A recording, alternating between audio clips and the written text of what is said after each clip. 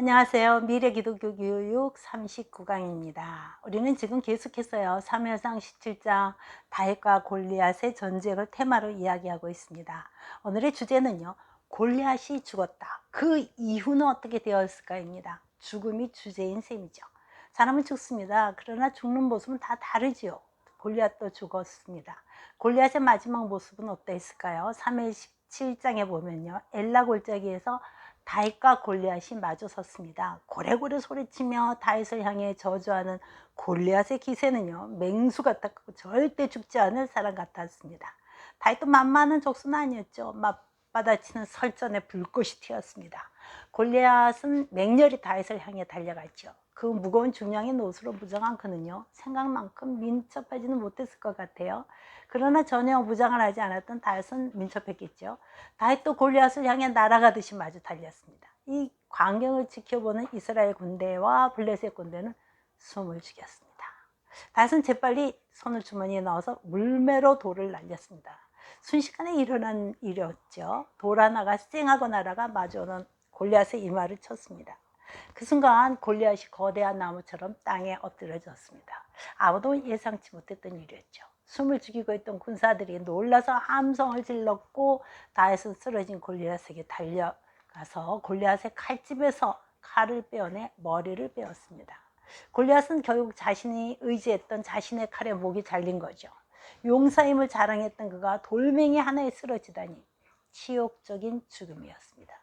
완전 무장했던 그의 무거운 갑옷과 그의 힘이 되었던 거대한 몸집이 오히려 돌을 피할 수 없게 만들었던 거죠.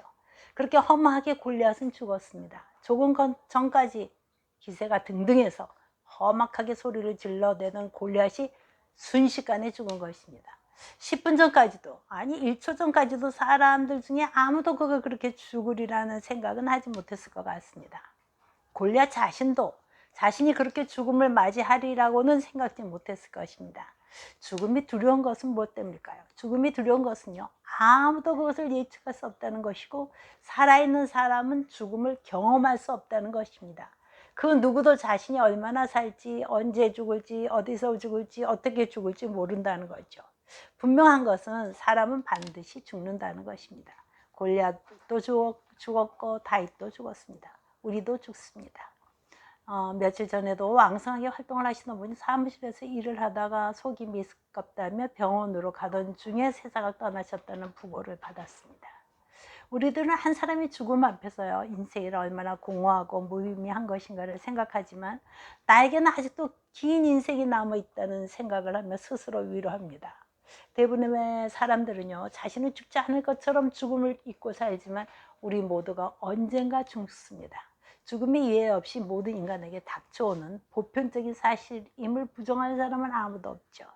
창세기 5장에는요, 첫사람 아담이 계보가 나옵니다. 그 계보를 가만히 들여다보면 짧은 구절 속에 인생의 전체 맥락이 들어있음을 알게 됩니다. 아담의 계보 속에 나오는 사람들의 공통점은요, 자녀를 낳았으며 살고 죽었더라 라는 것입니다. 아주 이 짧은 구절 속에 얼마나 많은 삶의 스토리가 있을까만은요, 인생이란 것이 간단히 요약하면 태어났으며 살고 죽었다는 것이 아니겠습니까? 여기에 인간의 본질적인 물음이 다 들어있는 거죠. 나았음에서 우리는 나는 어떤 존재인가를 질문할 수 있고, 살고 해서 어떻게 살아야 하는가 하는 질문이 나오며, 죽었더라 해서 죽음이란 무엇인가라는 질문을 해볼 수 있지 않겠습니까? 죽음의 테마는 궁극적으로 삶의 문제인 것입니다. 죽는다는 것을 알 때 우리의 삶은 경고되지는 거죠.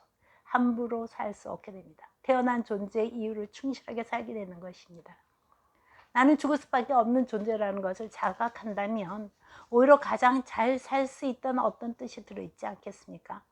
죽음에 관한 사유는 어떻게 살 수 있는 것인가 하는 문제를 진지하게 생각해 볼 수 있는 가장 강력한 계기가 될 수 있습니다. 고대의 현명한 어느 왕은요, 자신이 잠에서 깨어 눈을 뜰 때마다 왕이시여 당신은 죽습니다 라는 말을 자신에게 해달라고 시종에게 시켰다고 합니다. 그는 인간의 유한한 존재인 것을 날마다 확인함으로써 자신이 왕이지만 창조주에게 위임받은 청지기로 겸손히 살아야 함을 알았고 자신의 죽음을 항상 준비했던 것 같습니다.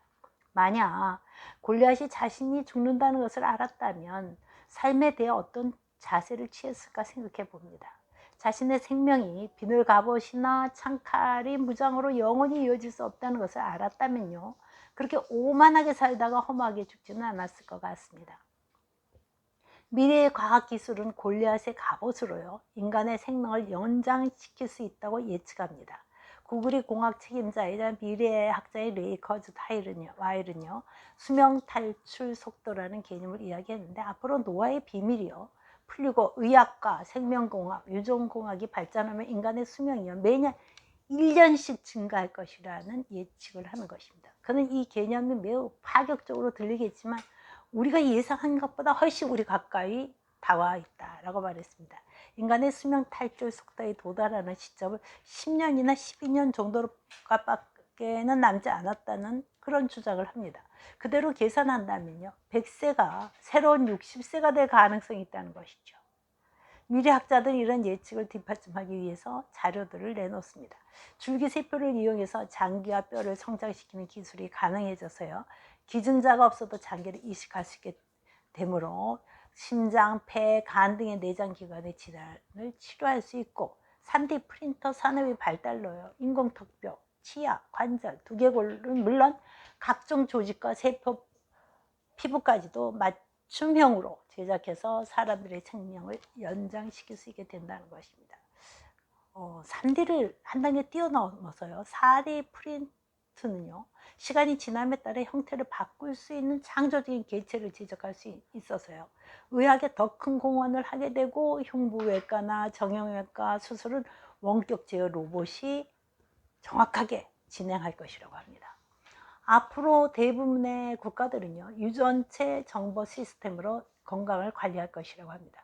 유전체 정보 시스템이 질병 및 건강 문제를 빠르게 식별해서요, 진단하고 치료하고 함으로써 그 미래 의료 분야는요, 예방의학에 초점을 맞추게 될 것이라고 해요. 여러분 벌써 다 아시겠지만 할리우드 스타 안젤라 졸리가 유전자 정보를 통해서 자신의 유방암에 걸릴 확률이 87%라는 것을 알고 예방적 유방 절제술을 실시해서 화제가 되었던 거죠. 근데 이건 벌써 한참 지난 이야기입니다. 의족과 의수에 의해서 심장 박동을 조절해주는 페이스메이커, 시력을 보정해주는 기계처럼 컴퓨터나 기계가 사람의 몸에 심어지는 것은 이미 시작된 일입니다. 2040년에는 개인이 적어도 한 개 이상의 기기를 몸에 이식하게 된다고 합니다.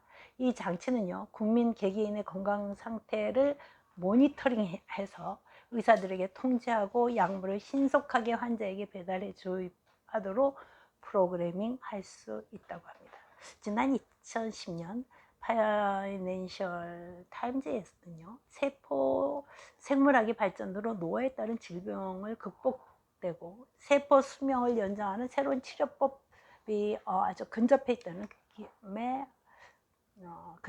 기사가 나왔다고 합니다. 과학은 앞으로 사람이 늙지 않고 영원히 살 가능성을 열어놓고 있는 것이죠. 그러나 인간의 영적인 면과 혼적인 면에 대해서는 언급을 회피합니다. 과학이 말하는 연명은 유예된 죽임이 아니겠습니까?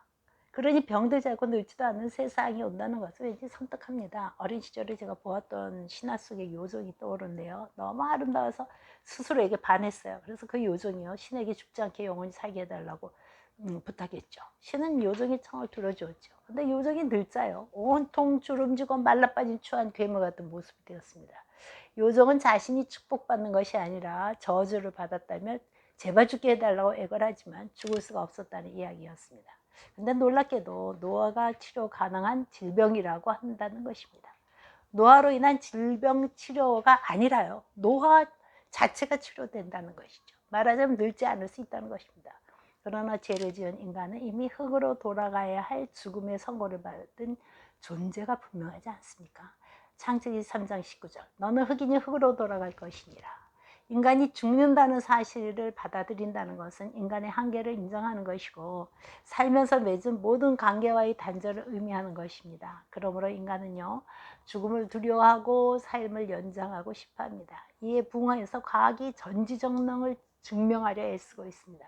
그러나 과학은요, 죽었다 이유에 대해서는 한마디도 할 수 없습니다. 죽음이 죽었다로 끝나버린다면요, 그것이 인간의 소멸을 말하는 삶의 끝이라면 죽음은 두려울 수밖에 없지 않습니까?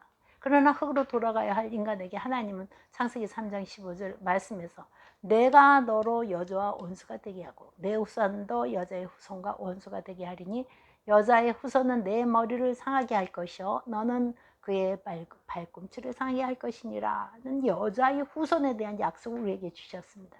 여기에 죽음의 비밀이 숨겨져 있는 거죠.